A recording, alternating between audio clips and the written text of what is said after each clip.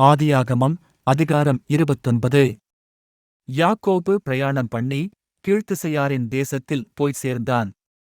அங்கே வயல்வெளியிலே ஒரு கிணற்றையும் அதன் அருகே மடக்கியிருக்கிற 3 ஆட்டு மந்தைகளையும் கண்டான். அந்தக் கிணற்றிலே மந்தைகளுக்கு தண்ணீர் காட்டுவார்கள். அந்தக் கிணற்றின் வாய் ஒரு பெரிய கல்லினால் அணைக்கப்பட்டிருந்தது.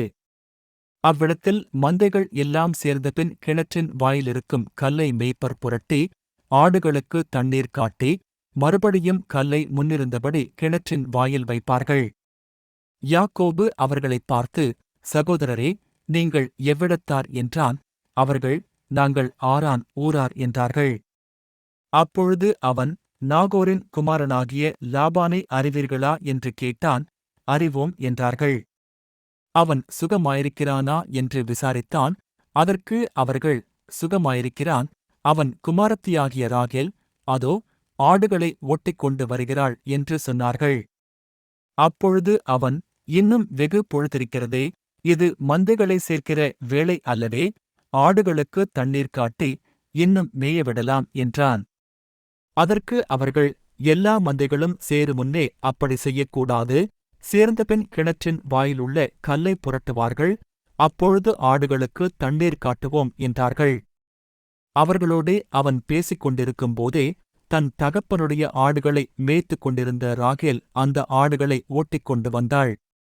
யாக்கோபு தன் தாயின் சகோதரனான லாபானுடைய குமாரத்தியாகிய ராகேலையும் தன் தாயின் சகோதரனாகிய லாபானின் ஆடுகளையும் கண்டபோது, யாக்கோபு போய் கிணற்றின் வாயிலிருந்த கல்லை புரட்டி தன் தாயின் சகோதரனாகிய லாபானின் ஆடுகளுக்கு தண்ணீர் காட்டினான்.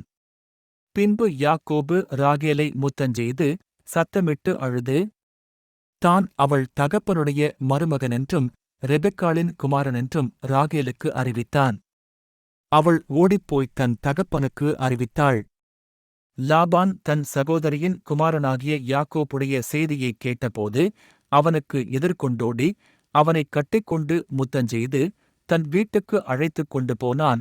அவன் தன் காரியங்களையெல்லாம் விவரமாய் லாபானுக்குச் சொன்னான். அப்பொழுது லாபான், நீ என் எலும்பும் என் மாம்சமுமானவன் என்றான். 1 மாதம் வரைக்கும் யாக்கோபு அவனிடத்தில் தங்கினான். பின்பு லாபான் யாக்கோபை நோக்கி, நீ என் மருமகனாயிருப்பதினால் சும்மா எனக்கு வேலை செய்யலாமா? சம்பளம் எவ்வளவு கேட்கிறாய், சொல் என்றான். லாபானுக்கு 2 குமாரத்திகள் இருந்தார்கள். மூத்தவள் பேர் லேயாள், இளையவள் பேர் ராகேல். லேயாளுடைய கண்கள் கூச்சப் பார்வையாயிருந்தது. ராகேலோ ரூபவதியும் பார்வைக்கு அழகானவளுமாயிருந்தாள். யாக்கோபு ராகேல் பேரில் பிரியப்பட்டு, உம்முடைய இளைய குமாரத்தியாகிய ராகேலுக்காக உம்மிடத்தில் 7 வருஷம் வேலை செய்கிறேன் என்றான். அதற்கு லாபான், நான் அவளை அந்நிய புருஷனுக்கு கொடுக்கிறதைப் பார்க்கிலும் அவளை உனக்குக் கொடுக்கிறது உத்தமம், என்னிடத்தில் தரித்திரு என்றான். அந்தப்படியே யாக்கோபு ராகேலுக்காக 7 வருஷம் வேலை செய்தான். அவள் பேரில் இருந்த பிரியத்தினாலே அந்த வருஷங்கள் அவனுக்கு கொஞ்ச நாளாகத் தோன்றினது. பின்பு யாக்கோபு லாபானை நோக்கி, என் நாட்கள் நிறைவேறினபடியால் என் மனைவியிடத்தில் நான் சேரும்படி அவளை எனக்குத் தரவேண்டும் என்றான். அப்பொழுது லாபான் அவ்விடத்து மனிதர் எல்லாரையும் கூடிவரச் செய்து விருந்து பண்ணினான். அன்று இரவிலே அவன் தன் குமாரத்தியாகிய லேயாளை அழைத்துக் கொண்டு போய் அவரிடத்தில் விட்டான். அவளை அவன் சேர்ந்தான். லாபான் தன் வேலைக்காரியாகிய சில்பாளை தன் குமாரத்தியாகிய லேயாளுக்கு வேலைக்காரியாகக் கொடுத்தான். காலையிலே, இதோ அவள் லேயாள் என்று யாக்கோபு கண்டு லாபானை நோக்கி, ஏன் எனக்கு இப்படி செய்தீர்? ராகேலுக்காக அல்லவா உம்மிடத்தில் வேலை செய்தேன், பின்னை ஏன் எனக்கு வஞ்சகம் பண்ணினீர் என்றான். அதற்கு லாபான், மூத்தவள் இருக்க இளையவளைக் கொடுப்பது இவ்விடத்து வழக்கமல்ல. இவளுடைய 7 நாளை நிறைவேற்று, அவளையும் உனக்குத் தருவேன்.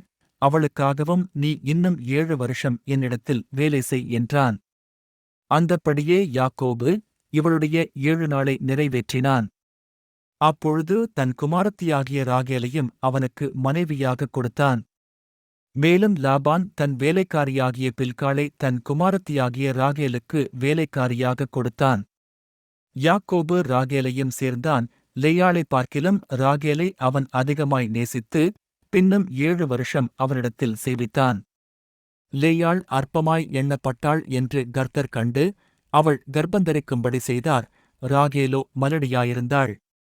லேயாள் கர்ப்பவதியாகி ஒரு குமாரனைப் பெற்று, கர்த்தர் என் சிறுமையை பார்த்தருளினார், இப்பொழுது என் புருஷன் என்னை நேசிப்பார் என்று சொல்லி அவனுக்கு ரூபன் என்று பெயரிட்டாள். மறுபடியும் அவள் கர்ப்பவதியாகி ஒரு குமாரனைப் பெற்று, நான் அற்பமாய் எண்ணப்பட்டதை கர்த்தர் கேட்டருளி இவனையும் எனக்குத் தந்தார் என்று சொல்லி அவனுக்கு சிமியோன் என்று பெயரிட்டாள். பின்னும் அவள் கர்ப்பவதியாகி ஒரு குமாரனைப் பெற்று, என் புருஷனுக்கு 3 குமாரரைப் பெற்றபடியால் அவர் இப்பொழுது என்னோடே சேர்ந்திருப்பார் என்று சொல்லி அவனுக்கு லேவி என்று பெயரிட்டாள். மறுபடியும் அவள் கர்ப்பவதியாகி ஒரு குமாரனைப் பெற்று, இப்பொழுது கர்த்தரை துதிப்பேன் என்று சொல்லி அவனுக்கு யூதா என்று பெயரிட்டாள். பிற்பாடு அவளுக்கு பிள்ளைப்பேறு நின்று போயிற்று.